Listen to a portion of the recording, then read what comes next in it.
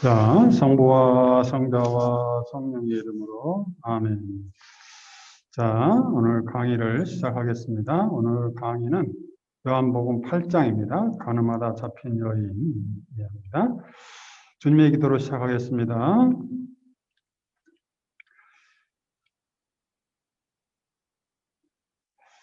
하늘에 계신 우리 아버지의 이름이 거룩히 빛나시며 아버지의 나라가 오시며 아버지의 뜻이 하늘에서와 같이 땅에서도 이루어지소서. 오늘 저희에게 일용할 양식을 주시고 저희에게 잘못한 일을 저희가 용서하듯이 저희 죄를 용서하시고 저희를 유혹에 빠지지 않게 하시고 악에서 구하소서. 아멘.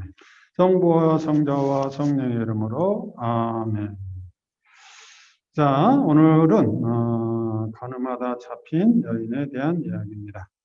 예수님께서 올리브산으로 가셨다. 이른 아침에 예수님께서 다시 성전에 가시니 온 백성이 그분께 모여들었다.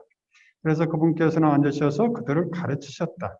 그때 율법학자들과 바리사이들이 가늠하다 잡힌 여자를 끌고 와서 가운데 세워놓고 예수님께 말하였다. 스승님, 이 여자가 가늠하다 현장에서 잡혔습니다. 모세는 율법에서 이런 여자에게 돌을 던져 죽이라고 우리에게 명령하였습니다. 스승님 생각은 어떠하십니까? 그들은 예수님을 시험하여 고소할 구실을 만들려고 그렇게 말한 것이다.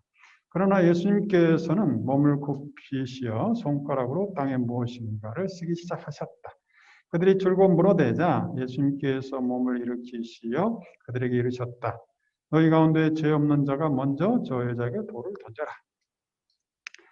그리고 다시 몸을 굽히시어 땅에 뭔가 쓰셨다. 그들은 이 말씀을 듣고 나이 많은 자들부터 시작하여 하나씩 떠나갔다. 마침내 예수님만 남으시고 여자는 가운데 그대로 서 있었다. 예수님께서 몸을 일으키시고 그 여자에게 여인아, 그 자들이 어디 있느냐? 너를 단죄한 자가 아무도 없느냐? 하고 물으셨다. 그 여자가 선생님 아무도 없습니다 하고 대답하자 예수님께서 이르셨다. 가거라. 그리고 이제부터 다시는 죄짓지 마라. 자, 오늘 복음에서 핵심적인 말씀은 바로 예수님께서 이 여인에게 하신 첫 질문입니다. 여인아, 그 자들이 어디 있느냐? 질문하시어 여인으로 하여금 자기 증언을 하도록 초대하고 있습니다. 누구나 다 자신의 말을 들어주는 사람을 만났을 때 행복합니다. 예수님은 자신의 말을 들어주는 사람으로 이 여인을 만나고 있습니다. 자신의 말을 듣고 자신의 처지를 배려한 사람을 만나면 사람이 달라집니다. 누구나 다 인정받고 사랑받을 때 자기의 전부를 내주는 거죠. 자신의 운명을 결정짓는 자리였죠. 죽느냐 사느냐의 심판이 있는 자리였고 아무 말도 못하고 죽어가는 줄 알았는데 주님이 몸을 일으키시어 그 여인을 향하고 있습니다. 주님이 보신다. 주님이 보실 때는 구원이 시작됩니다. 그에게 말씀하십니다. 말씀이 사람이 되셔 우리 가운데 하느님을 드러내고 계십니다. 죽어가는 사람에게 말씀의 영을 주시어 살려내고 계십니다. 대화의 주도권을 상대방에게 던지면서 상대방을 인정하고 받아들이는 그런 관계를 통해서 이 여인을 살려내고 있습니다. 일단 그가 하는 말을 잘 들으시고 하느님은 들으심으로 구원한다는 것을 드러내고 있습니다. 내가 또 진실로 너에게 말한다. 너희 가운데 두 사람이 이 땅에서 마음을 모아 무엇인지 청하면 하늘에 계신 내 아버지께서 이루어 주실 것이다. 두 사람이나 세 사람이라도 내 이름으로 모인 곳에는 나도 함께 있기 때문이다. 이처럼 청하는 것은 들으시고 이루어 주시는 주님의 모습을 여기서도 볼 수 있습니다. 너희가 기도할 때 믿고 청하는 것은 무엇인지 다 받을 것이다. 예수님은 여인을 단죄하려던 사람들이 없어진 것을 아시고도 이 여인에게 그 자들이 어디 있느냐고 질문하고 있습니다. 너를 단죄한 자가 아무도 없느냐? 여인이 자신의 삶의 결정권이 자신에게 있다는 것을 확인시켜 주기 위한 예수님의 배려라고 볼 수 있습니다. 어떻게 보면 이 여인은 죽었다가 살아난 사람이죠. 돌로 쳐 죽이는 마지막 단계에 있었는데 죽는 줄 알았는데 다시 정신을 차리고 보니까 예수님의 질문 앞에 있었던 것입니다. 그 자들이 어디 있느냐 하는 이 질문을 통해서 이 여인은 천국과 지옥을 체험했을 것입니다. 자신의 삶의 결정권이 나에게 있구나. 저 남자들에게 있는 줄 알았는데 나에게 있구나 하면서 정신 차리고 보니까 바로 자기 앞에 살리는 주님을 보게 된 겁니다. 생사의 재판장에서 자신의 자리가 없었는데 예수님은 이 여인에게 자신의 자리가 자기 자신이라는 걸, 이 여인이라는 것을 알려주기 위해서 이런 질문을 한 겁니다. 여인아, 그들은 어디 있느냐? 그들은 이제 가고 없는데 여기에 누가 있느냐? 바로 너를 살리는 그 주님이 있다는 것을 이야기해주고 있습니다. 자신의 운명을 결정할 상황을 자신의 눈으로 보고 자신의 말로 표현하게 하시면서 자신의 삶의 주인의식을 회복시켜주고 계십니다. 이 여인이 고개를 들고 자신의 처지와 주위 상황을 보면서 그야말로 정신이 들었다, 인간다움을 회복했다고 볼 수 있죠. 죽음 직전의 사람이 이제 부활을 한 거라고 볼 수 있습니다. 우리가 무엇이든지 그분의 뜻에 따라 청하면 그분께서는 우리 청을 들어주신다는 것을 예수님께서는 이 여인의 이야기를 잘 들으시고 아무도 없습니다 주님 하는 그 말씀을 들으시고 청을 응답해 주십니다. 우리 신앙인에게는 큰 재산이 있는데 바로 내면에 친구가 있다. 내면에 주님이 계시다. 이런 말이죠. 마이스트 에크하르트는 저는 제가 살아있음을 확신하듯이 하느님만큼 저에게 가까이 계신 분은 아무도 없다고 확신합니다. 우리도 성경을 읽으면 읽을수록 내가 너희 안에 있다. 나를 믿는 사람은 내 안에 머물고 내가 그 안에 머문다. 나는 포도나무요 너희는 가지다. 예수님과 우리가 따로 있는 게 아니고 하나다. 내 안에 주님이 계시다는 것을 굳게 믿는 이 믿음으로 우리는 거듭나야 되겠습니다. 하느님은 저 자신보다 저와 더 가까이 계십니다. 유명한 에크하르트는 유명한 영성가입니다. 중세에. 하느님은 이렇게처럼 나를 들으시기 때문에 나를 너무나 잘 아세요. 내가 나 자신에게 길을 그리고 나의 몸의 상태, 나의 기분, 나의 느낌, 내 안에 있는 내면 아이가 있다고 그러죠. 내 안에 어려서부터 함께 지내는 이 내면 아이가 좋은 부모를 만났다면 나에게 충실한 협력자가 됐을 텐데 우리가 과거에 어려웠던 시절에 이상적인 부모를 만나기 어려웠죠.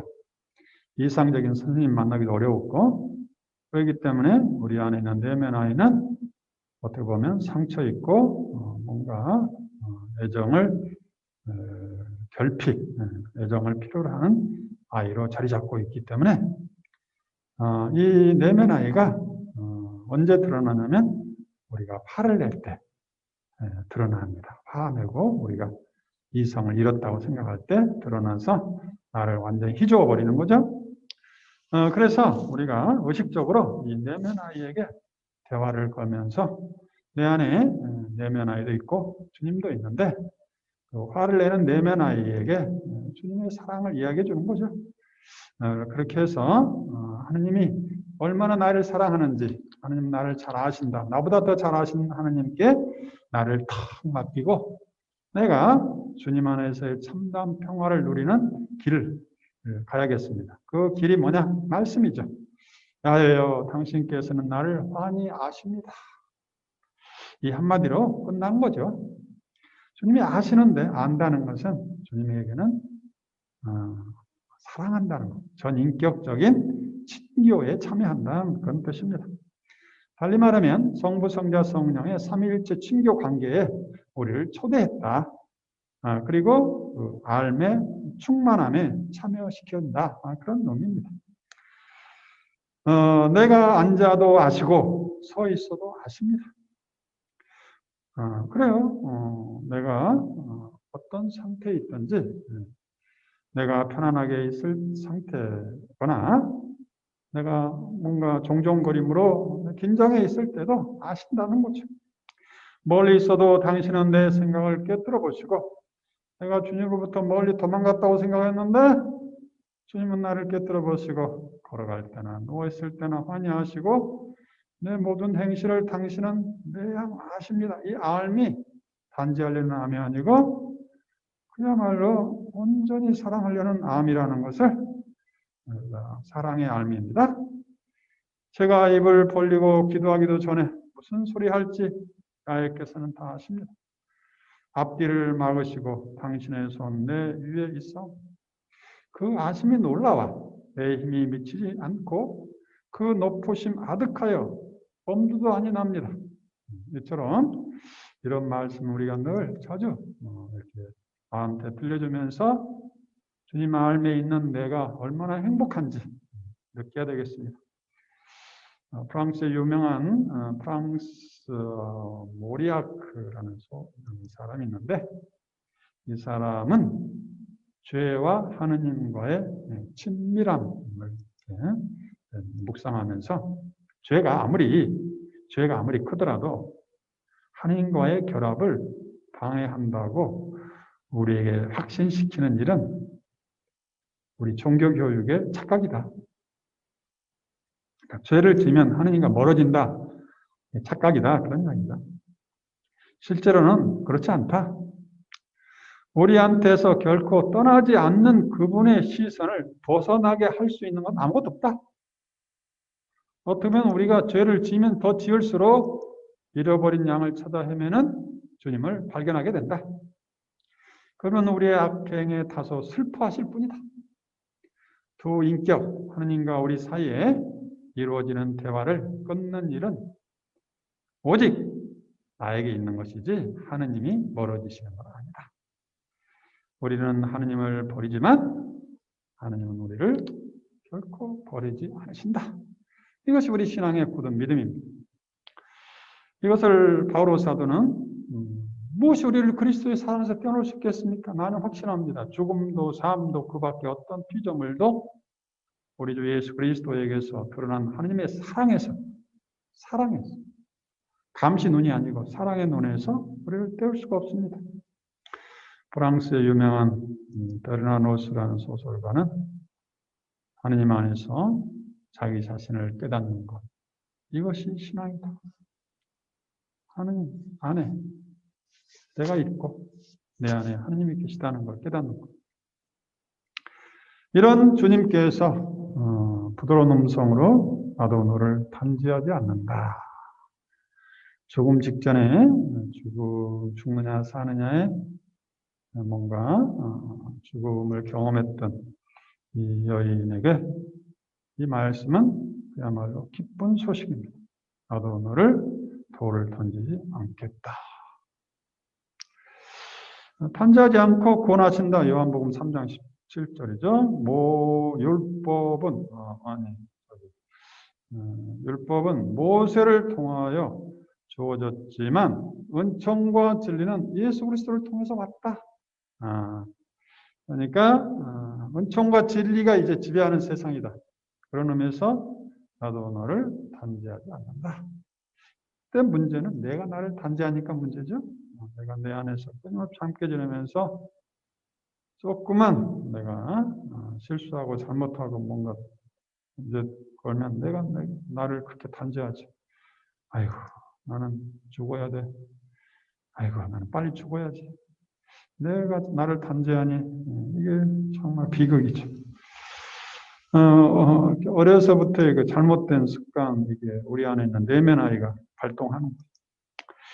하나님께서는 세상을 너무나 사랑하신 나머지 이런 거는 외우고 톡 입에서 튀어나와야 돼. 외아들을 내주시어 그를 믿는 사람은 누구나 멸망하지 않고 영원한 생명을 얻게 하셨다. 하나님께서 아들을 세상에 보내신 것은 세상을 심판하려는 것이 아니라 세상의 아들을 통하여 구원받게 하려는 것이다. 그리고 남을 심판하지 마라. 그러면 너희도 심판받지 않을 것이다. 남을 단죄하지 마라. 너희도 단죄받지 않을 것이다. 용서해라. 그러면 너희도 용서받을 것이다. 가장 중요한 용서는 자기 자신이죠. 나는 나를 용서합니다. 나는 나를 용서합니다. 하고 끊임없이 외쳐야 됩니다. 우리 안에 피가 되고 살이 되게. 그러므로 이제는 그리스도 예수 안에 있는 이들은 단죄를 받을 일이 없습니다. 그리스도 예수님 안에서 생명을 주시는 성령의 법이 그대를 죄와 죽음의 법에서 해방시켜 주었기 때문입니다. 율법이 육으로 말미암아 나약해서 이룰 수 없던 것을 하나님께서 이루셨습니다. 당신의 지다님을 죄 많은 육의 모습으로 지니신 속죄의 제물로 보내시어 그 육 안에서 죄를 처단하셨습니다.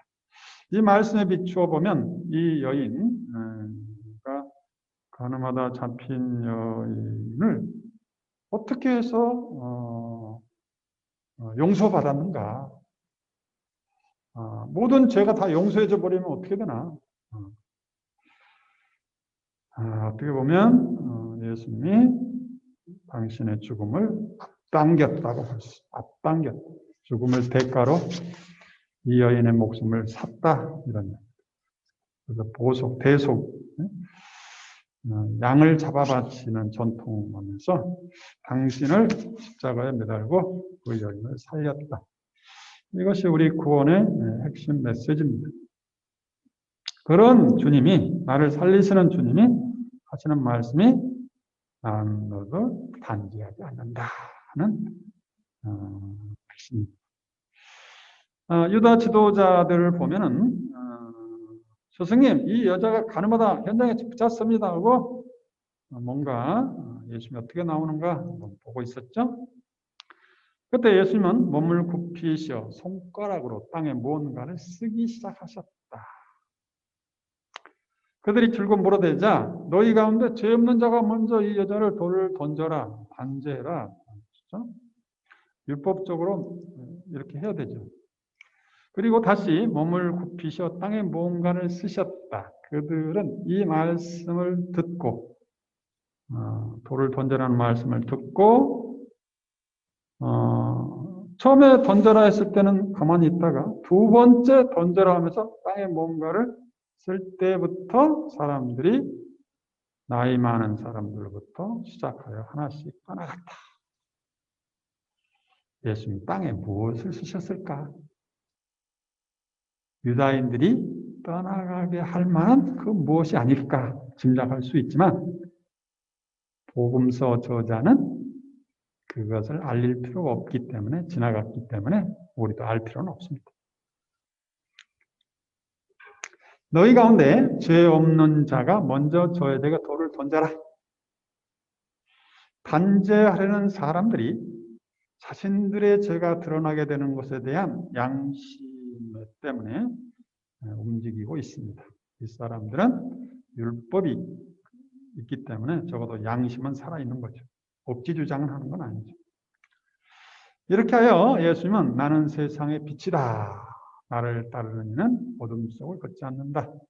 이 여인에게서 정말 이런 빛은 없겠죠. 죽음의 어두운 빛 속에서 생명의 밝은 빛으로 예수님을 만난 거죠. 공개적으로 유다인들에게 공개적으로 너희들의 죄는 이거다 하고 하지 않고 땅바닥에 뭔가 쓰면서 그들이 읽어보고 움직이도록 하는 거 보면은 예수님이 이런 유대인들 적대자들까지도 조용하게 배려하시는 모습이죠. 그들은 이 말을 듣고 나이 많은 자부터 시작하여 하나씩 떠나갔다. 마침내 예수님만 남으시고 여자는 가운데 그대로 서 있었다. 예수님과 용서받은 여인과의 만남입니다. 자비로운 예수님과 비참한 여인의 만남에서 하나님의 용서와 사랑이 흘러넘칩니다. 자비를 필요하는 사람들은 누군가? 오늘 우리에게 적용해 본다면 가정사 안에서의 어려움, 부정한 인간관계, 사기꾼이라는 오명을 갖고 자신을 드러내지 못한 그런 사람들, 경제적인 바탕으로 신용 불량자가 된 사람들, 배용고에 시달리는 사람들, 절망 상태에 있는 이런 사람들을 오늘 가늠하다 잡힌 여인을 상징하고 있습니다.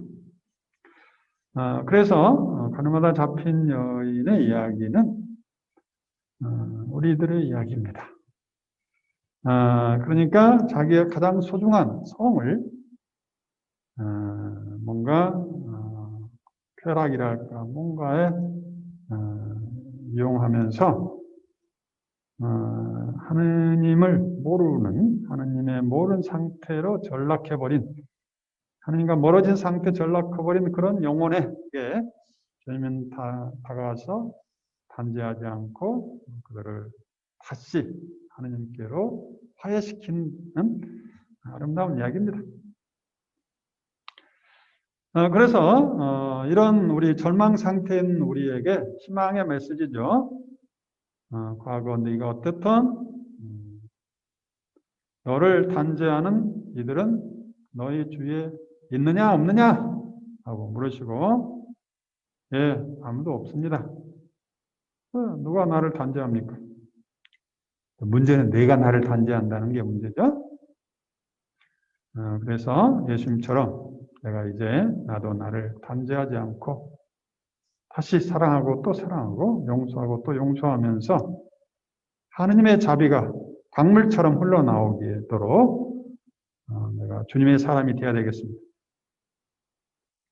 자비로우신 예수님, 캄캄한 절망 속에 있는 이들에게 빛으로 오셔서 그들을 구원하십니다. 이렇게 해서 성부, 성자, 성령의 삼위일체의 사랑의 관계, 친교의 관계 안에 참여하도록 부르시는 겁니다. 그래서 단순한 용서라기보다 새로운 공동체에, 하느님 백성의 새로운 공동체에 편입해서 죄 짓지 않는, 그야말로 하느님의 은총 안에 있는 그런 삶으로 우리를 부르고 있습니다.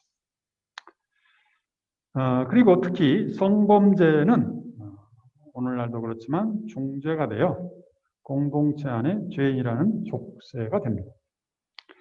자기 스스로가 또한 수치심으로, 성적 수치심으로 정체성이 무너지고 인간성을 상실하는 게 바로 이런 성범죄죠. 수치심, 좌절, 절망, 자포자기 이렇게 하다가 결국 알코올 중독에 빠지고 우울증 걸리고 자살하고 하는 게 시작이 바로 이런 성범죄죠. 그런 사람에게 그런 곳으로 빠지지 않도록 예수님께서 함께 하시는 거죠. 그 사람에게도 모두 이 잔을 마셔라. 이는 죄를 용서해 주려고 많은 사람을 위하여 흘리는 내 계약의 피다. 당신의 피를 동원하면서 쏟아부으면서 이 여인의 죄를 탕감해 주는 거죠.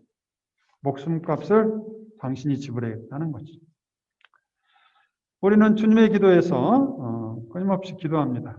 저희에게 잘못한 일을 저희도 용서하듯이 저희를 잘못을 용서하시고 저희를 유혹에 빠지지 않게 하시고 악에서 구하소서 늘 기도하면서 우리가 이런 죄에 빠지지 않고 죄에 빠진 사람을 하나님의 자비 안에 참여하도록 우리가 선포해야 되겠습니다. 우리 주님은 용서를 얼마나 강조했는지 7번이 아니라 77번까지 용서하면서 우리는 용서할 때만이 하느님이 얼마나 우리를 용서한 분이라는 것을 깊이 체험하게 되죠. 용서하지 못할 때 그 용서하지 못한 그 안에, 그 미움 안에 갇혀서 자기를 옥죄해버리는 거죠. 이것이 자기 자신을 박해하는 한 방법입니다. 그런데 문제는 이 용서는 원래 구약 성경에 의하면 하느님의 영역입니다. 하느님이 하시는 건데 하느님이 우리 인간에게 용서하시면서 우리에게 그 용서할 권한을 주신 겁니다. 그래서 우리가 용서할 때 하느님의 거룩성에 참여하는 거죠. 그래서 자비로우신 아버지의 용서에 우리가 참여하면서 하느님을 닮아가는 겁니다. 아버지는 종들에게 일렀다. 어서 가장 좋은 옷을 가져다 입히고 반지를 끼우고 아버지의 용서와 사랑이 잘 드러나는 잃었던 아들의 비유 이야기죠. 이런 주님의 하느님의 모습이 내 안에 늘 기쁨으로 자리 잡아야 되겠습니다. 그리고 나의 기쁨 못지않게 내가 주님의 용서를 받고 누군가를 용서하면 우리 주님께서 너무너무 기뻐하신다.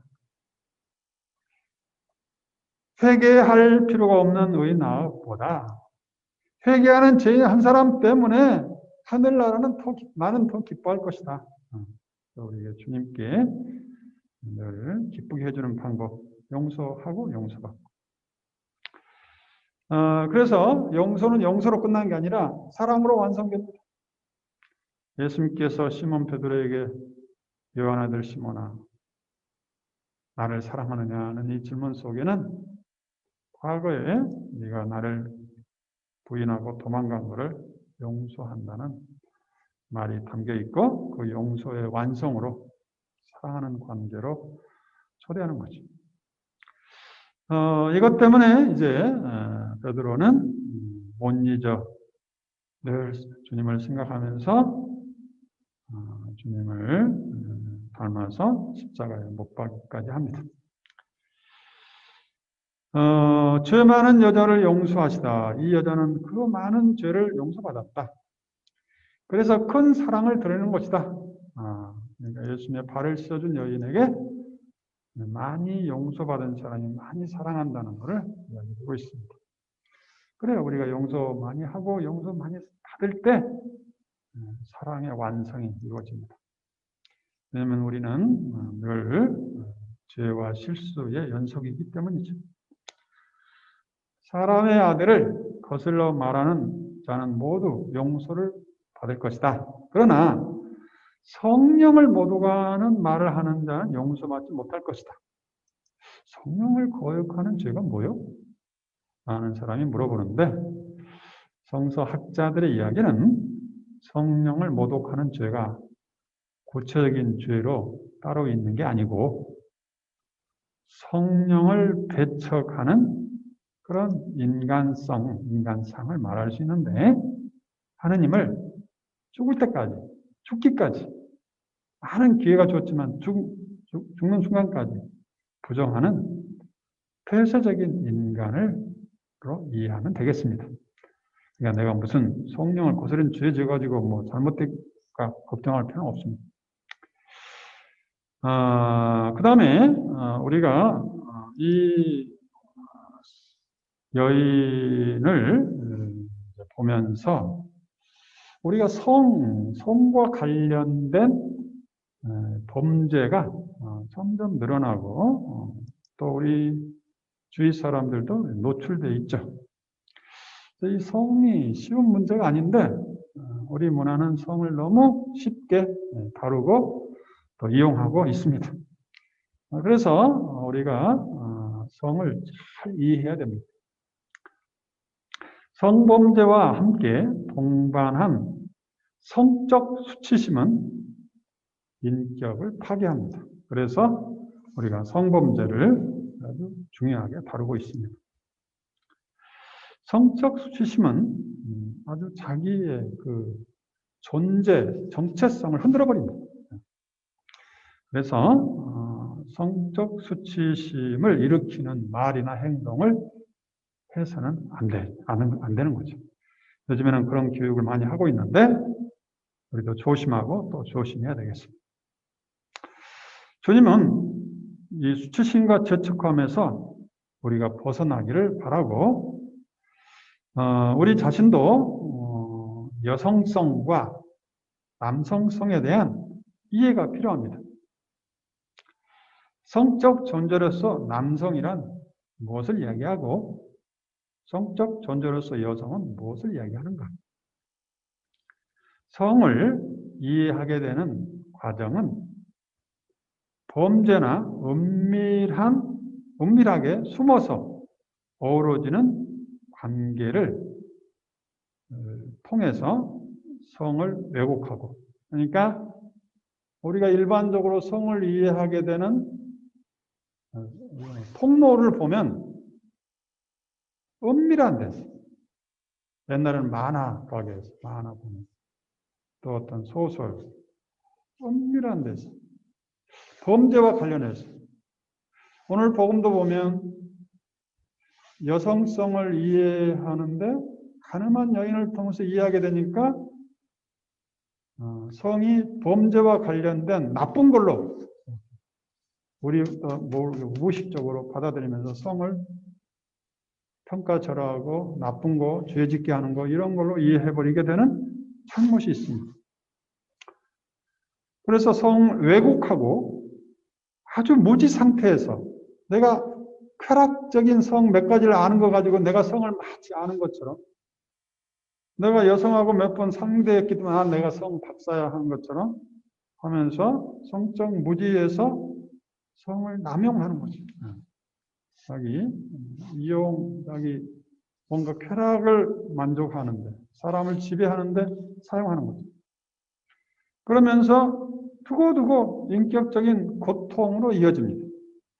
그래서 성을 잘 이해해야 되는데 성에 대한 아주 적극적이고 긍정적인 교육이 할 기회가 많지가 않습니다. 성은 일단 아름다운 겁니다.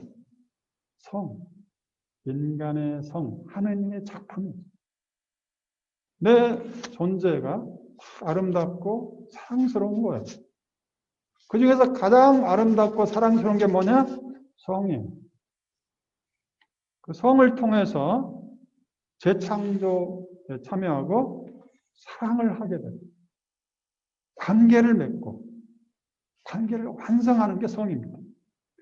그런 의미에서 성은 하나님의 선물이요 아름다움이라는 게 전제돼야 되는데, 이거를 배우기도 전에 쾌락적인 성, 범죄하는 성을 이해하면서 성을 나오면 웃어버리고 장난치고 농담해버리고 끝내버리는, 이렇게 하면서 우리 인간을 가볍게 만들어버리는, 가볍게 우스운 존재로 만드는, 성이 우스운 문화는 인간을 우습게 취급해버리는 거예요. 쾌락의 도구로 써버리는 거예요. 이게 심각한 문제. 그런데 아직도 이 성이 하느님의 소중한 선물이며 우리 인간의 가장 아름다운 것이라는 이 이해를 충분히 안 돼 있어요. 오늘 복음도 딱 보면은 이런 성범죄를 통해서 안 성이 존엄하게 여겨져요. 죄짓게 하는 거, 뭔가 피해야 되는 거, 말하면 안 되는 거, 가능하면 숨어서 이런 이해가 되겠죠. 그래서 아주 안 좋게 영향을 줘요. 그래서 성은 인간 존재의 가장 소중한 영역이라는 것을 전제가 돼야 돼요. 내 몸에서 가장 중요한 부분이에요. 그래서 우리가 소중하게 다루고 또 배우자 아니면 드러내지 않는 것. 소중한 것. 그리고 자신의 정체성이 뭔가를 드러내요. 남성으로서의 나, 결혼하지 않는 나로서의 나,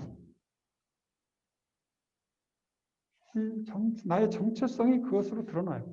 결혼한 사람으로서의 나, 그리고 남자로서 여자로서의 나, 정체성 드러내고, 건강한 관계를 맺는 아주 소중한 기초예요. 이게 건강하지 못하면 성적 문란이 모든 문제를 다 문란시켜버리는 거예요. 건강한 관계를 맺는 소중한 영역입니다. 이거는 돌아가신 예수의 최준호 신부님이 된 묵상인데 제가 좀 빌려왔습니다. 성이란 무엇인가? 성에 대해 알아야 돼. 성은 여러 가지로 접근할 수가 있습니다. 성은 먼저 성적 존재로서의 인간 이해가 있어야 됩니다. 우리 인간이 누구냐? 인간은 생각하는 존재다. 맞아요. 인간은 춤추는 존재다. 맞아요. 인간은 성적인 존재다. 성적인 존재. 이것에 대한 이해가 있어요. 성적인 존재로서 인간 이해. 그 다음에 성적 behavior라고 성적 패턴이 있어요. 저 사람은 남자구나. 남자가 해야 되는 말이나 행동들이 있죠. 성적 패턴들. 그 다음에 우리가 흔히 말하는 성은 바로 이 성행위를 말하는 거예요. 성행위. 성 영역에서 성행위는 아주 조그만 부분이에요. 근데 마치 그것이 전부인 양, 이 쾌락이 전부인 양, 성을 한번 뭔가 성관계하면 그냥 마치 그 사람은 마치 지배하는 양, 아는 것 양. 이것이 가장 심각한 문제죠. 그 다음에 성행위에서 가장 이 성행위보다 더 중요한 게 라원이에요. 친밀감이에요. 친밀감. 우리가 성행위는 늘 할 수는 없어요. 언젠가는 이제 늙고 병들면 못하는 거죠. 그런데 이 친밀감은 성행위 못지않게 중요한 거예요. 나이가 먹으면 먹을수록 깊이 할 수 있는 게 이 친밀감이에요. 이 친밀감에 대한 이해가 없으니까 나는 이제 힘이 떨어져서 이제 아무것도 못해 하면서 전혀 좋은 긍정적이고 아름다운 관계에 맺을지를 모르는 거예요. 이 친밀감을 성행위보다 더 중요하게 배우고 발전해 가야 돼요. 그 다음에 애정, 성행위에서 오는 뭔가 매력들이 있죠. 그래서 성적 존재로서의 인간 이해. 우리 인간은 생각하는 존재다. 우리가 생각하니까 인간. 동물과 다른 점이 생각하는 거다. 생각하는 존재로서 인간. 존엄하다고 이야기하죠. 그 다음에 우리 인간은 다른 동물보다는 춤출 줄 아는 동물이다. 춤출 줄 안다. 춤을 추면서 자기 전 존재를 다른 사람에게 표현할 줄 아는, 기쁨으로 표현할 줄 아는 그런 존재. 춤추는 존재. 뭔가 기쁨을 표현할 수 있는 존재. 이런 존재적 조건을 이야기할 때 성적인 측면을 생각하지 않고는 인간을 이해할 수가 없어요. 우리가 다 남성으로서의 인간으로 등장하는 거지 중성으로 등장하지 않아요. 여성으로서 자기 드러내고 자기 어떤 뭔가를 표현하고 있는 거예요. 근데 우리가 그거를 이해하지 못하면 그 사람을 제대로 이해 못하는 거죠. 그래서 성적 존재로서의 인간 이해를 바탕으로 그 다음에 성성이라는 게 성성, 섹슈얼리티라고. 그러니까 여기 성적 존재로 존재, 우리 인간성, 인간 존재를 풍요롭게 하는 성, 그런 의미고 성적 존재로서 인간. 그 다음에 성성은 성을 이렇게 섹스와 다르게 섹슈얼리티라고 하는 거는 섹스는 성, 섹슈얼리티는 성성이라고 이렇게도 표현합니다. 성성이라는 것은 한 인간으로서 자신을 통교하면서 다른 사람과 통교하죠. 결혼해서 관계 맺고 통교하고 이웃과 관계 맺고 통교하고 통교하면서 경험하는 사건이나 경험이나 관계들이 모두 자신의 성의 발로다인 거예요. 성의 발로다. 내가 웃는 거 남자로서 웃는 거지 중성으로 웃는 게 아니에요. 야, 사랑한다. 이걸 함부로 못하는 거예요. 왜냐하면 남성으로서 나를 보기 때문에 내가 아무리 사제지만 사랑해요. 함부로 하면 안 되지. 오해할 수 있고 성적 존재로서 내가 관계 맺는 거예요. 그래서 우리는 그게 적절하게 나를 표현할 줄 알아야지 그냥 해서는 안 되겠죠. 그래서 자신을 통교하는 경험들이나 사람을 사귀는 사건들은 다른 인간과 관계 맺는 것이기 때문에 이 관계에 성이 굉장한 중요한 역할을 하고 있는 거예요. 그래서 성성이란 말 안에는, 섹슈얼리티란 말 안에는 우리가 일상적으로 생각하면서 겪게 되는 모든 것을 포함합니다. 성적 인간으로서 행위하는 모든 것이죠. 웃는 것, 남성으로서 나이가 지긋한 나로서 웃는 거지, 그냥 중성으로 뭔가 기계처럼 인형처럼 웃는 게 아니죠. 거기에는 뭔가 메시지가 있는 겁니다.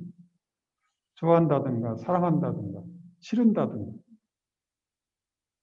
그 다음에 쳐다보는 것도 성을 바탕으로 쳐다보는 거지 그냥 쳐다보는 게 아니에요. 그래서 왜 봐?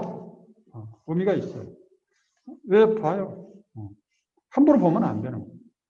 정말 존중하고 떳떳하게 보는 거하고 성적인 어떤 그런 유혹을 하는 마음으로 볼 수도 있죠. 만지는 거. 함부로 만지면 안 되죠. 요즘에 성추행이라고 걸리죠. 자기 자신을 나타내는 거. 미사 참여하는 거. 이런 것도 내가 성적인 남성이라는 존재로, 여성이라는 존재로 참여하는 것이지 중성으로 참여하는 거 아니에요. 우리가 입는 거 다 성적인 발로예요. 성적 패턴이 있어요. 섹슈얼 비헤비어라고 하는데 성적 패턴으로 성 정체성을 드러내는 행위인데 어떤 습관적으로 하게 되는 성적 패턴이죠.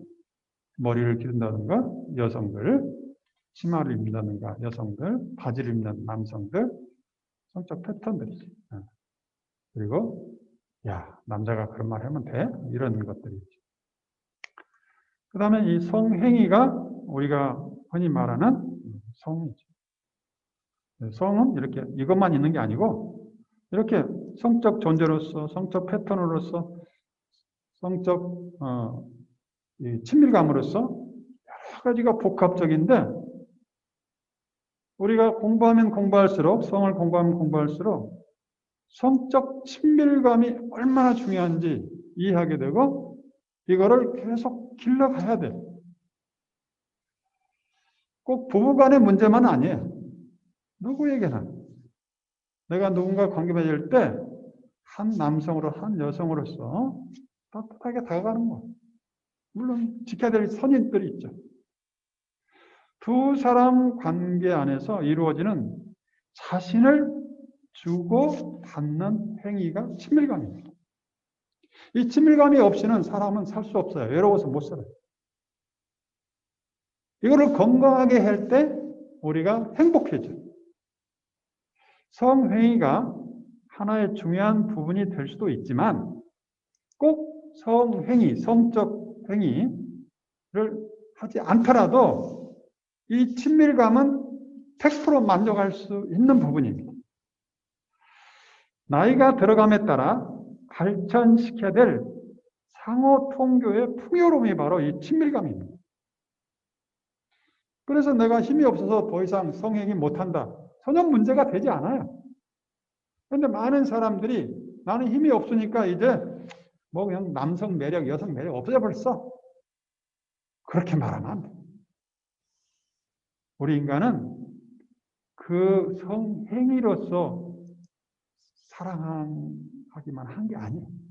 그 행위 외에도 그게 하나라면 99%는 이 친밀감을 통해서 내가 만족하고 상대방을 만족하게 해줄 수가 있는 거예요. 예수님이 우리를 왜 만족시키나요? 무슨 성행위인가? 아니에요.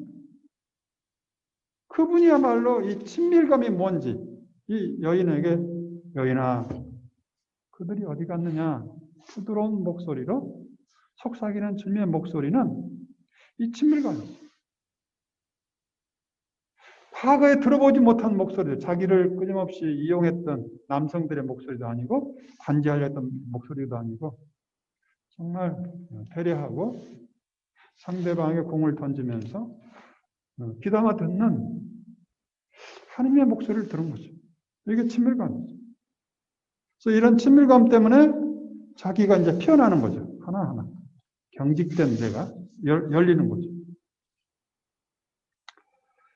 나이가 들어감에 따라 발전시켜야 될 우리 자신의 자기 표현이에요. 통교예요. 그래서 우리가 나이 들면서 정말 말이나 행동이나 말 톤 잘 다듬어야 돼. 옛날처럼 함부로 해서는 안 돼요. 왜? 이제는 나이가 들면 작은 말에도 오해하고 그러잖아요.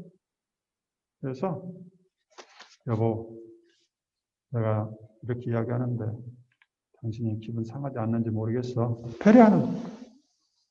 뭔가 손을 좀 낮추다든가 분위기를 바꿀 수 있는 이런 배려. 그래서 성의 아름다움을 지속적으로 담을 수 있는 이 영역이 바로 인티머시입니다. 친밀성입니다. 우리 그리스도교는 사랑이라고 표현하죠. 서로 사랑합니다. 그래서 이 부분을, 이 친밀성을 가꾸면서 성적 존재로서 인간이 친밀성 안에서 얼마나 풍요롭게 발전할 수 있는지를 잘 배우고 잘 이야기하고 내가 살아내야 됩니다.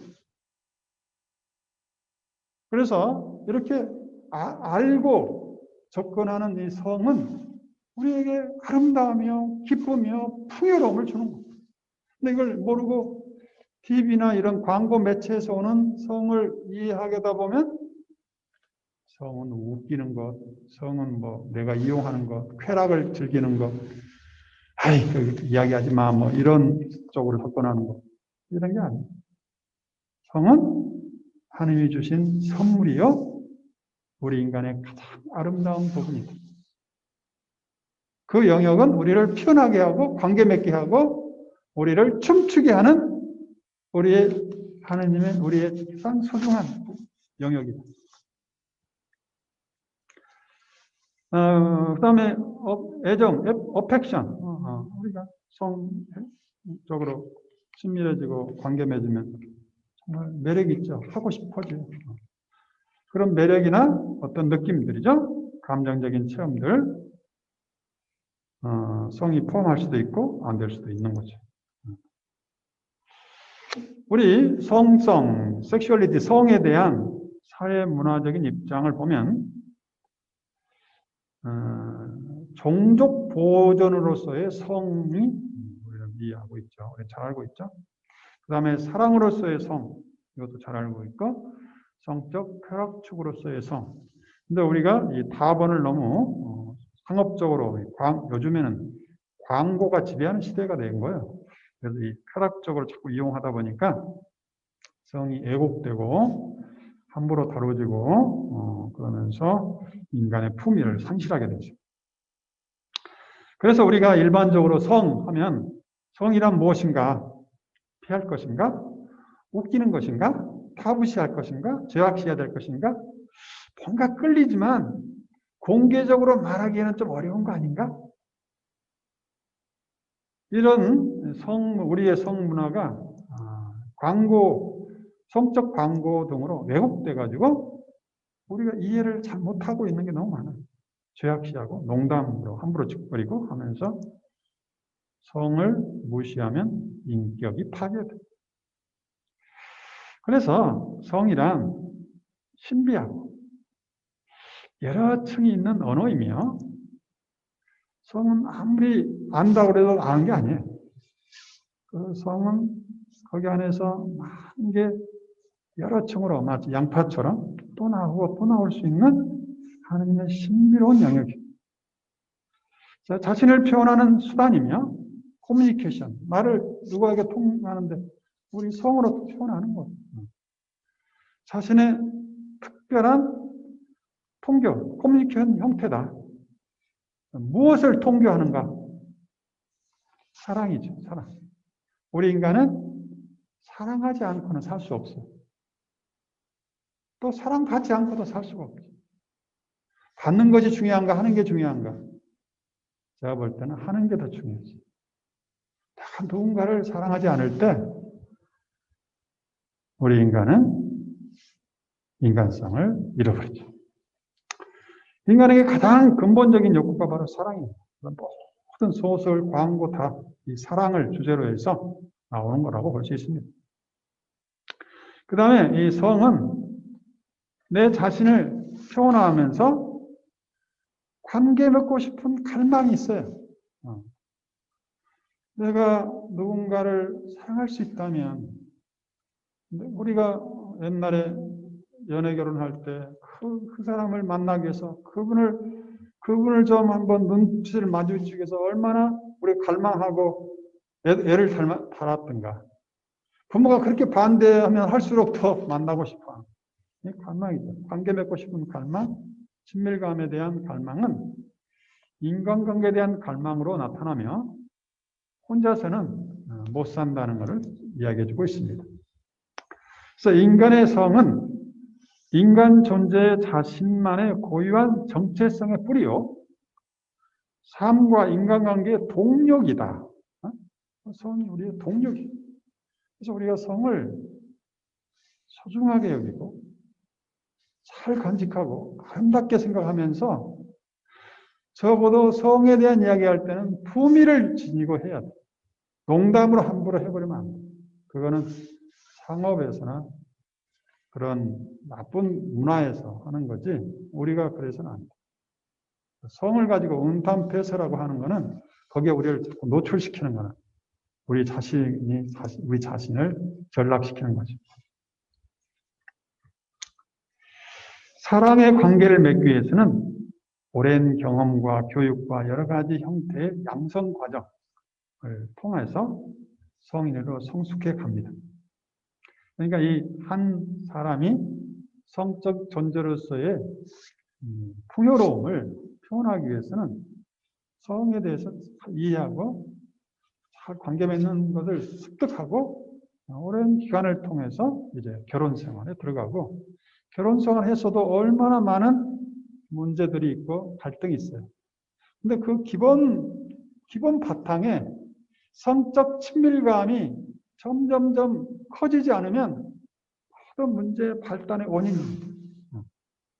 그래서 프로이드가 그랬죠. 성 문제가 모든 문제의 뿌리다. 그렇죠. 이것이 결혼 생활의 80%라고 하잖아요. 80%. 꼭 성적 행위를 말하는 게 아니에요. 인티머시. 정말 상대방을 배려하고 말하고 행동하고 소중하게 여기고 당신은 진짜 나의 반쪽이야 하고 생각하는 그 과정은 문제 80%를 먹고 들어가는 거죠. 근데 상대방 성에 대한 이런 이해 없이 함부로 대하고 함부로 농담하고 그런 이야기하면 우습게 말해버리고 성행위를 정말 거룩한 관계로 생각하지 않고 한번 쾌락 즐기는 순간으로 삼아버리고 끝내버리고, 이거는 진짜 그야말로 불행한 거죠. 성에 대한 무지 때문에. 성은 그렇게 한 번으로 그냥 끝내버리는 그런 게 아니고, 우리 인간관계를 풍요롭게 하는 그 뿌리 깊은 곳에서 잘 가꾸고 다듬고 서로 대화해가면서 잘 가꿔야 될 그런 소중한 보물이 거예요. 보물. 이 보물을 그냥 마치 공처럼 이리 차고 저리 차고 함부로 해버리고 화가 나면 또 그런 거 가지고 또 들먹이면서 말하고, 이거는 진짜 자기 자신을 파괴하는 거예요.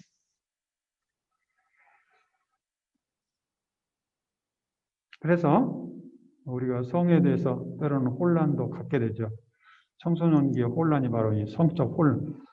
그러니까 육체는 성적으로 뭔가 충동이 있는데 그걸 풀 수도 없고, 그 다음에 여기에 대한 충분한 교육도 안 됐기 때문에 뭔가 내 몸에서는 꿈틀거리는데 주체할 수가 없는 거죠.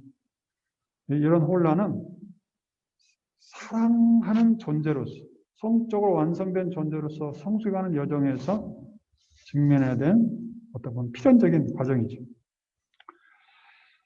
그래서 몸은 성적으로 성장하는데 이해는 과거에 머물러 있고 오히려 왜곡하여 받아들이고 영어나 인터넷이나 폰을 통해서 쾌락 추구의 도구로만 이해하게 되니까 성을 이렇게 남용하게 됩니다.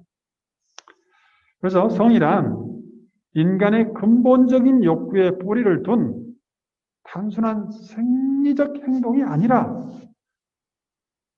인간의 성격, 인간 존재의 반영이며 인간을 이해하고 관계 맺는 가장 중요한 영역이라는 것을 이해해야 돼요.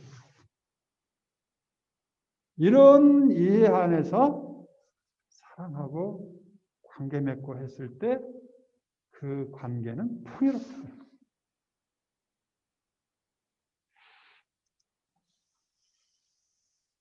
그래서 성 문제는 따로 떨어져 있는 게 아니라 사람의 성격, 자아 형성, 심리적인 문제들과 아주 밀접하게 연결되어 있어요. 그래서 이 성이 건강하면 이런 문제들이 건강하게 자리 잡게 된다는 거예요. 그래서 그 사람의 전부를 이해하지 않고는 성 문제만을 들고 해결할 수가 없다. 그러니까 내가 누구와 성관계 한 번 맺었다. 나는 그 사람 다 알고 이제는 내 수중에 있어. 진짜 이거는 우스운 것이. 저는 그런 말을 해서는 안 됩니다. 성이란 하나의 언어요. 자신을 표현하는 언어이기 때문에 서로 주고받고 나타내고 드러내는 인간의 특별한 자기 통교의 형태다. 내가 나를 세상에 내가 나구나 소중한 존재라는 걸 드러내는 게 성이라는 거예요. 중성으로 드러내는 게 아니에요. 그래서 우리의 성을 소중하고 중요하게 여기고 아름답게 봐야 된다. 그런 이야기입니다. 자, 이렇게 해서 1시간 끝났는데 NLP도 좀 해야겠죠? 지난번에도 못했는데 네, 그래서 바쁘신 분은 가셔도 되고 제가 NLP를 마저 한 10분이나 20분 정도 더 하겠습니다. 자, 그래요. NLP는 나에게 가장 풍요로운 상태는 언젠가가 굉장히 중요한 거죠. 내가 하루를 살아도 기쁘게 풍요롭게 살 수도 있고 아니면 어떤 문제 올 때마다 휘둘리고 걱정하고 잠 못 자고 그렇게 살 수도 있어요. 그런데 NLP는 그럴 필요가 없다 이거예요. 환경이 아무리 폭풍이 몰아쳐도 내 삶을 풍요롭게 살 수 있는 길이 있다 이거예요. 얼마나 멋진 일이에요. 이것만 생각해도. 근데 우리가 이걸 모르면 경제적인 뭔가 문제가 발생하면 그것 때문에 어떻게 될까 노심초사하다가 병들고 관계 깨지고 얼마나 힘들어요.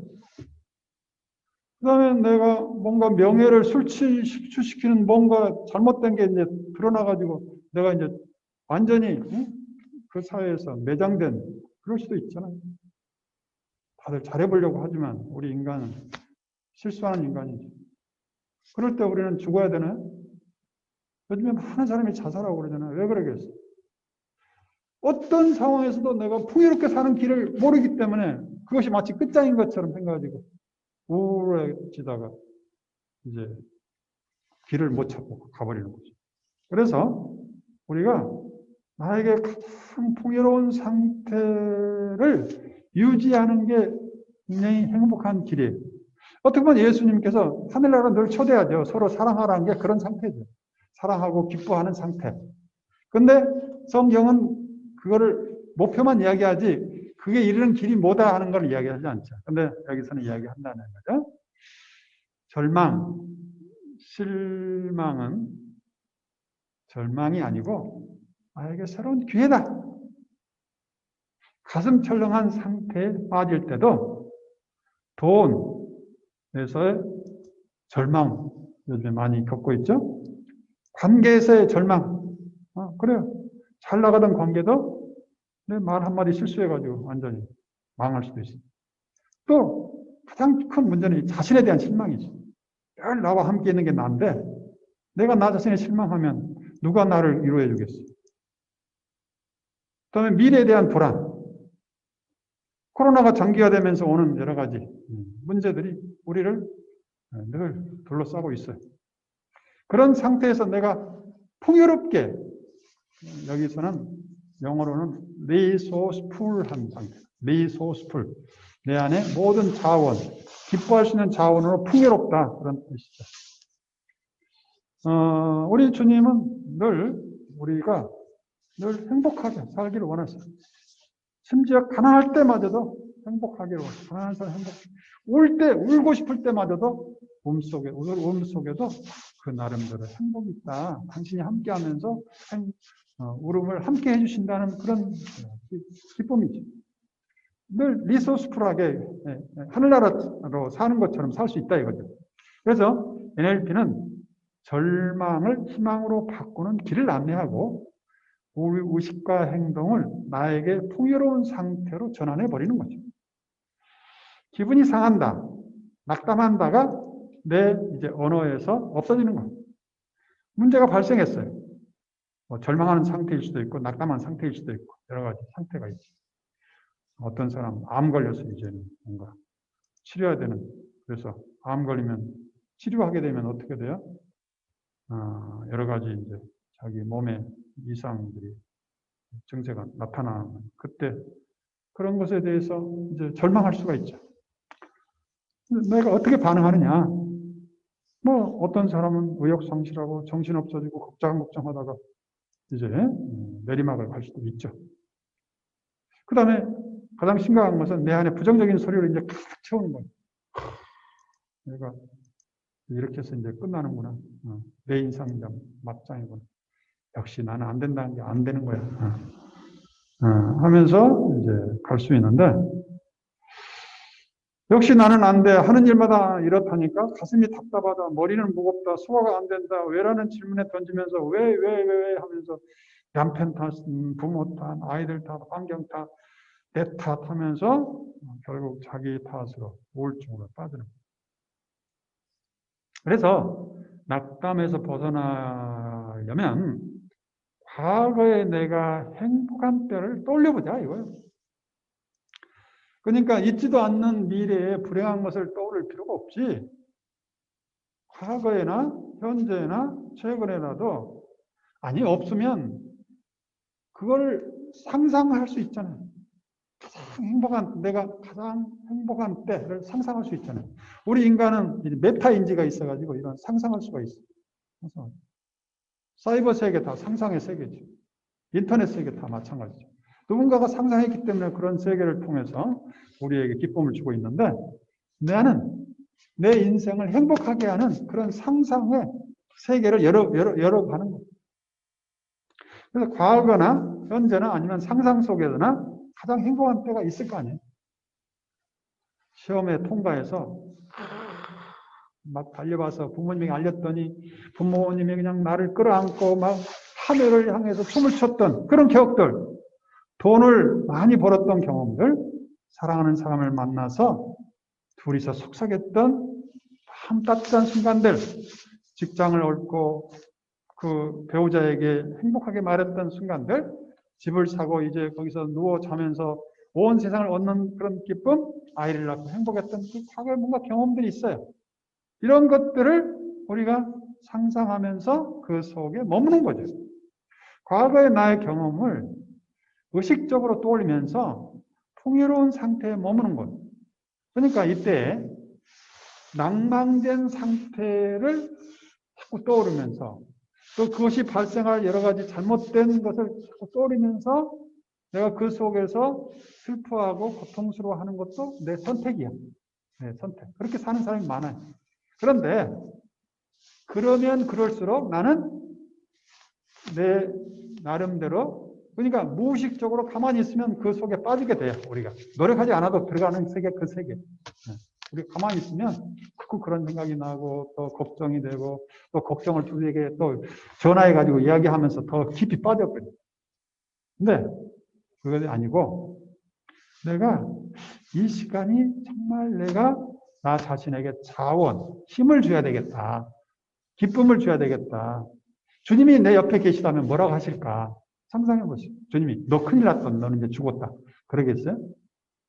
용기를 내어라. 나다. 안심하여라. 그런 말씀이 성경에 있잖아요.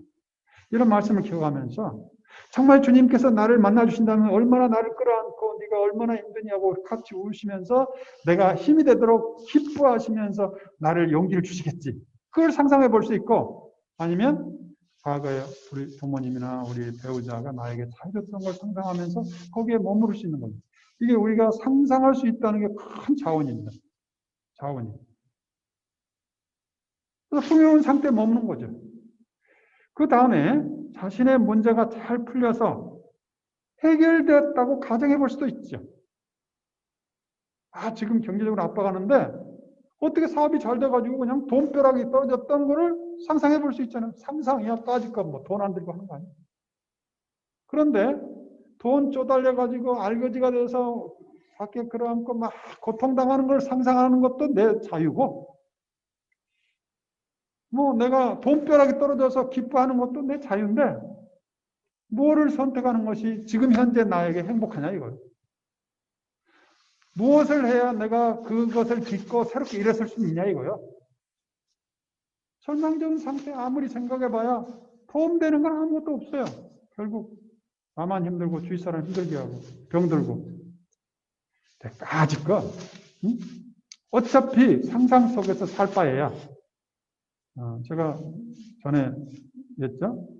우리가 사는 세계는 실제 땅이 아니고 지도를 가지고 살고 있다고요. 지도는 땅이 아니다. 내가 살고 있는 세상 그 상태를 온전히 알고 참여하는 건 아니에요. 내가 세상이 이럴 거다. 남편이 집에 오는데 진짜 남편이 어떤 마음 어땠는지 잘 몰라. 그렇지만 그때 기분에 따라 남편이 기분이 좋나 보다 하고 내 상상 속에서 맞이하는 거지. 어떤 때는 남편이 잘못된 일을 저지르고 올 수도 있어. 그런데 내가 남편을 기분 좋게 만나야지. 그러면 내가 남편을 좋은 이미지 가지고 만나는 거죠. 실제로 지도는 영토와 달라요. 내가 살고 있는 현실은 다 현실 그대로 사는 게 아니에요. 뭘로 사는 거예요? 내가 머리에 가지고 있는 생각이나 이미지를 가지고 그것이거니 하고 사는 것이지 실제로 그 현실과 맞냐 떨리냐 따질 수 없고 아무리 따져봐야 실제는 아니에요. 우리가 사는 세상을 개미처럼 기어다니면서 다 볼 수 있어요? 못 봐요. 도로 다 보고 가는 거예요? 안 가요. 그냥 내비게이션만 보고 가는 거죠. 근데 내비게이션이 도로예요? 아니에요. 내가 생각하는 남편이 아니에요. 그냥 내가 생각하는 과거의 경험을 가지고 현재 상상으로 추측할 뿐이죠. 그런데 그렇게 추측할 바에야 내가 리소스풀하게 추측해라 이거요. 이게 핵심이에요. 괜히 있지도 않은 일인데 뭐 발생할 수도 있고 안 할 수도 있죠. 그 일이. 그렇지만 이왕이면 좋은 쪽으로 해석해서 내가 지금 리소스풀하게 에너지 넘치도록 상상하고 그림을 그리면서 나에게 힘을 팍팍 주고 내가 춤추고 싶고 밥맛도 좋고 잠도 잘 오게 내가 리소스풀하게 해라 이거예요. 그러면 아무리 어려운 상황도 극복할 수 있는 힘과 에너지가 생기고 또 좋은 관계 맺고 하다 보면 또 극복할 수 있는 거죠.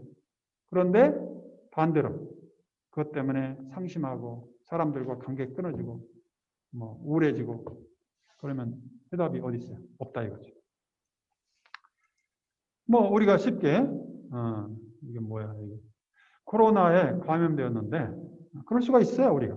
뭐 미국은 뭐 지금 수백만 명이 저러고 있는데 다행히 우리는 그래도 이제 1000명대 이제 오고 가고 정말 은총이죠. 이렇게 할 수 있다는 거. 여하튼 코로나에 감염될 수 있어요. 내가 그랬는데 음성으로 나와서 춤을 추고 싶은 상태를 내가 상상해 보는 거예요. 내가 걸렸다고 하면 미리서부터 춤추는 거예요. 그걸 막을 사람이 있어요? 없다 이거예요. 근데 이런 걸 과거는 몰랐어.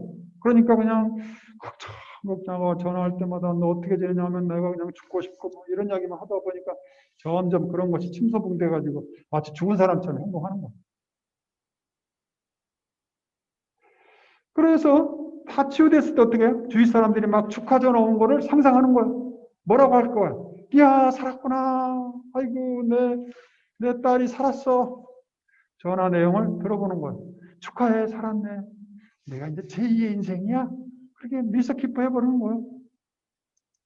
기뻐하고 춤추다 보니까 치유가 더 빨라지지 않겠어요? 내가 새로운 삶에 기뻐하는 모습, 그려보고 시각적인 모습. 시각적인 모습이 뭐예요?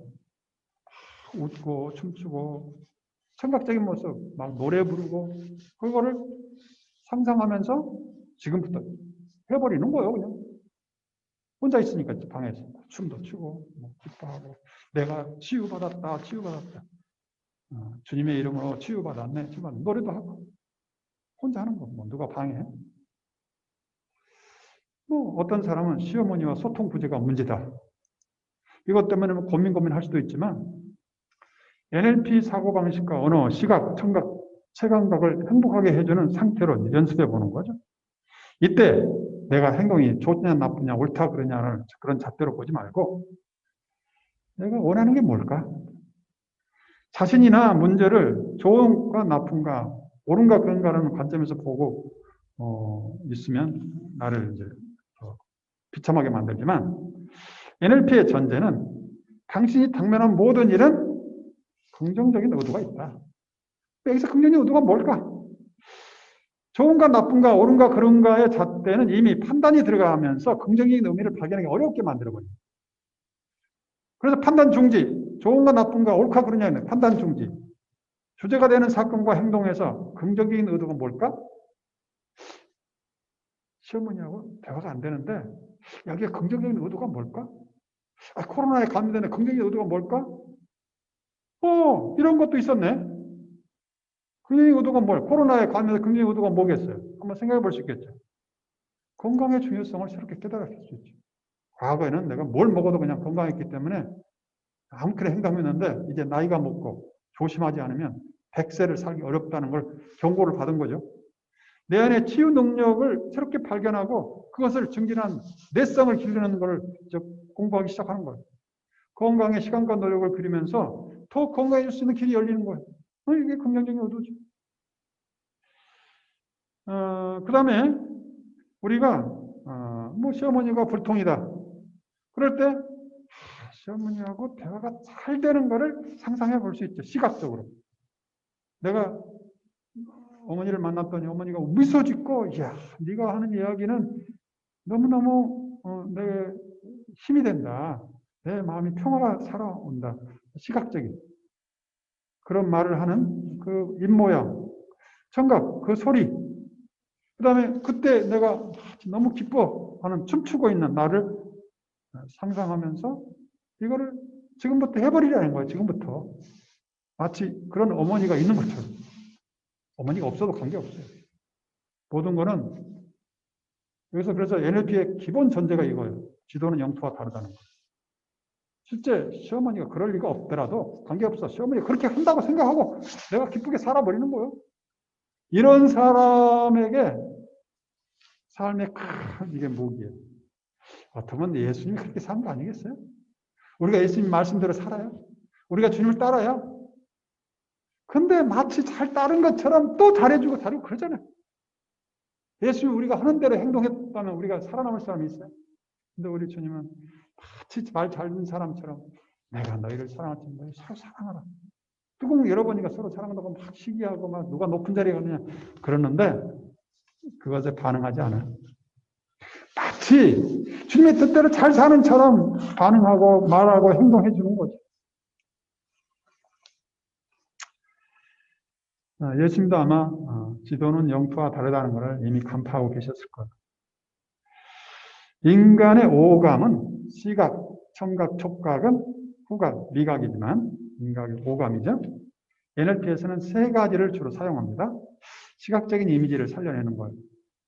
여러분이 나를 생각할 때 시각적으로 신부님은 따뜻하고 아주 표정이 밝고 그런 이미지를 가져주면 좋겠죠? 그다음에 그러니까 이게 보이는 거죠. 그다음에 청각, 목소리가 아주 아름다워. 그런 이미지를 가져주는 거죠. 그다음에 만나면 몸이 따뜻해. 그런 이미지를 내가 구체적으로 만들어서 내 안에 새겨놓는 거예요. 그러면 내가 그 사람을 상상만 해도 기뻐지는 거예요. 이게 만남이에요. 그래서 성경을 읽을 때 이렇게 해서 주님을 만난다는 거예요. 하늘의 문이 열리고 성령이 내리고 하나님의 목소리가 들렸다. 다 이 청각 이미지, 목소리, 시각 이미지, 비둘기 모양으로.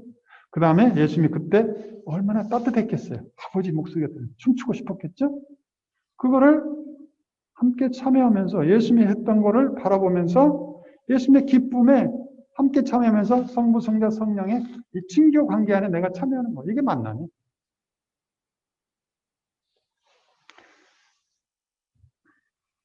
그래서 시각, 청각, 청각이란 세 가지 감각을 이용하여 그것을 파악하고 그거를 내 안에 상상으로 남게 해주는 거예요. 가장 행복한 상태, 따뜻하고 춤추고 싶은 상태, 지지받고 편안한 상태를 내 안에 새겨놓는 거예요. 남편과 소통이 안 된다. 문제될 게 없어요. 실제는 소통이 안 되더라도 남편과 기억에서 가장 행복한 상태를 다시 떠올려 보는 거예요. 그때는 남편이 데이트기 전에 웃으면서 반길 때 있었죠? 그때 시각적인 기쁨, 남편의 웃는 얼굴, 청각적인 맑은 목소리, 체감, 가슴이 안아줄 때 따뜻했던 그 느낌들. 이거를 되살리면서 거기에 머무르는 거예요. 남편과 문제는 있지만 나는 에너지 충만한 상태로 이제 다시 전환이 되는 거예요. 문제는 여전히 남아있지만, 남편과 소통은 남아있지만, 과거의 기억으로 그녀의 상태는 행복감, 기대감에 가득 찬 감각, 리소스풀한 상태로 바뀌었고, 문제를 해결하기 위한 행동을 일으킬 준비, 에너지가 이제 충만한 상태. 다시 남편하고 이제 대화를 할 수가 있어요. 여보, 내가 기분 좋아졌어. 내가 충만해졌어. 당신과 더 관계를 좀 새롭게 하고 싶은데 어때? 그런 의향이 있어? 차 한잔 할 수 있어? 이렇게 할 수 있는 에너지가 생기는 거야. 근데 이게 안 되면 말 걸 생각도 안 나고 그런 기분이 안 생겨. 그냥 그 생각, 남편 생각만 하면 죽고 싶고 짜증나고. 이거 뭐 이렇게 살면 어떻게? 길이 안 보이죠. 그래서 심호흡을 하고 내 호흡을 의식하고 몸을 의식하고 가장 편안한 자세와 마음을 갖고 그런 리소스풀한 충만한 상태에 머물면서 내 몸에 에너지를 충만하게 하는 거예요. 어떤 상태든지 내가 충만하게 걸을 때도 밥 먹을 때도 식사를 준비할 때도 내 에너지 충만한 상태로 머물게 하는 거예요. 이것이 바로 내가 나에게 주는 좋은 선물 아니야?